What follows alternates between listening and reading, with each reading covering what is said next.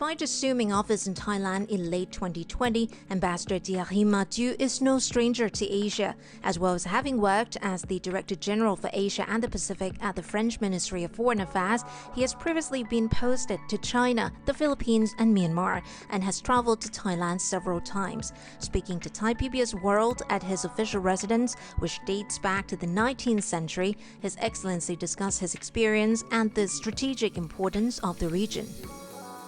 The first time I visited Thailand was 42 years ago as a backpacker. I spent 1 month in the country, going around in different cities. So I was very happy to come to this country because I chose this assignment. As a matter of fact, when I was in Paris, I was the one who wrote the blueprint of what we call Indo-Pacific strategy. And I was already convinced at that moment that Southeast Asia had to be a priority while implementing this strategy. France was the first EU country to coin this Indo-Pacific strategy in 2018. First, we belong to this region. It might be strange to you, but actually we have territories in the Indian Ocean, in the Southern Pacific, so we don't feel as observers. We feel as actors in the region. Second, we wanted to contribute to a better geopolitical balance in the region. We think that it's not good for the countries in this part of the world just to have to choose between the big powers. Indo-Pacific is important because it's the place in the world where everything happens. I mean, economically, politically, geopolitically, culturally also. When you have this kind of global vision, you are better equipped to deal with what we call global challenges, climate change, biodiversity, etc., etc. And Thailand, for me and for us, for France, is a very important country because you have a key role within Southeast Asia. Citing the long history with Thailand, the ambassador notes the need for a change in the old perceptions between the two allies, the need to explore new elements such as technology, which could further deepen the ties. When you think about France in Thailand, I'm sure you think about tourism, gastronomy, and luxury products. When you think about Thailand in France, you think about gastronomy, tourism, and history. That's fine. But I think our two countries are much more than that. And this leads us to try to change the mutual image we have of each other and to talk maybe about technology, innovation, infrastructure.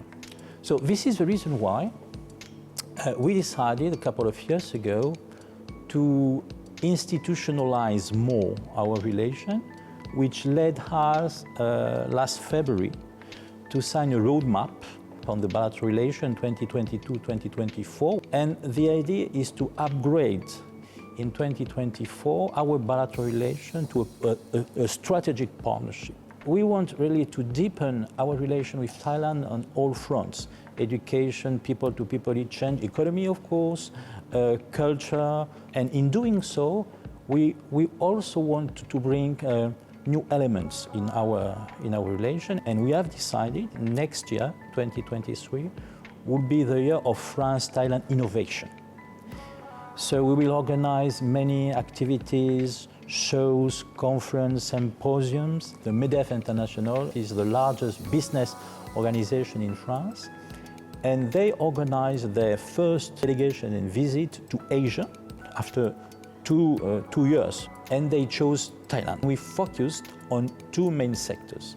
The first is BCG. This is a sector where our investors and our company are already very active in Thailand, but they want to do more.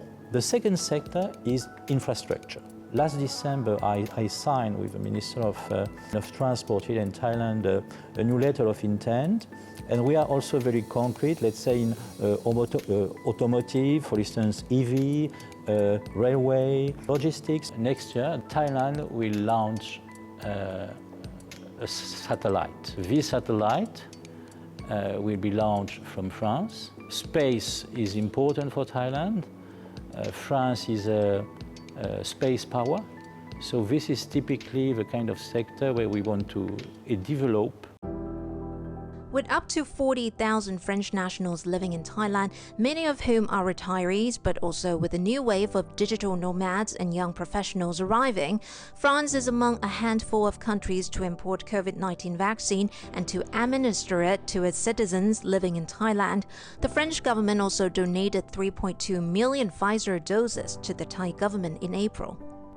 Constitution, we are bound to provide the same kind of services to our citizens, either in France or abroad. It was very challenging because of, on the French side, we had to demonstrate to the French government that vaccinating our community in Thailand was a top priority, and on the Thai side, to get all the authorization. And I must say, I was really impressed by the support of the Thai government from top to down. I mean, scattered all around the country, not only in Bangkok. So we had to open 8 vaccination centers from Khon Kaen to Phuket. With French President Emmanuel Macron being re-elected in April, beating his far-right rival Marine Le Pen by a rather close margin, and his centrist alliance having lost its majority in parliamentary elections in June, the ambassador reassured Thailand of continuity in policy towards the country and that the focus on the region will be even more important in the light of and not despite the war in Ukraine. We have to face many challenges. This is the opportunity to bring everybody around the table. It's what President Macron and our Prime Minister want to do now. As far as the bilateral relation is concerned, we are in the continuity. Some people could have the feeling that because we have this war in Europe, France and Europe will refocus on European challenges. Well, it's not the case, because actually this war has impacts everywhere in the world, including here in Asia. Hatay Deshakitiranand reporting for Thai PBS World.